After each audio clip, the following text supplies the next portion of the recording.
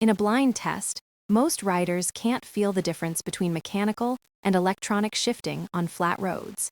Yet they happily pay $700 premium for it. Welcome back to Lab 4 Run. Let's look at the actual 2026 math. A Canyon Endure F7 with mechanical 105 costs $1,500. The exact same bike with 105 Di2 is $2,200.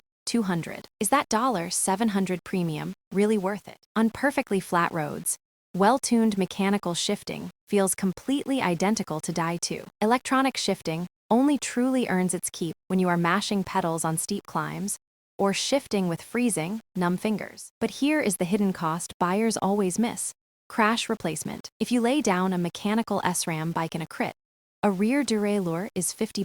Snapping a rival AXS derailleur, that is a $300 mistake. That hurts. There is also a major architecture clash. SRAM AXS is fully wireless, making home maintenance incredibly easy. Shimano's 105 Di2 still runs a physical wire from a central seatpost battery. If you travel often, SRAM removable batteries are a massive advantage. The true 2026 wildcard is Shimano Cues. This new 10-speed system on $1,000 entry-level bikes like the Trek Domain AL2 is shockingly reliable, making electronic less necessary for beginners. Here is the real-world math I use with clients. If your budget is under $2,000, buy mechanical. Take that $700 savings and buy carbon wheels. A mechanical giant contend R1 with deep aero wheels absolutely destroys a stock Di2 bike. There is one major exception: ergonomics. Electronic hoods are noticeably smaller. For female riders,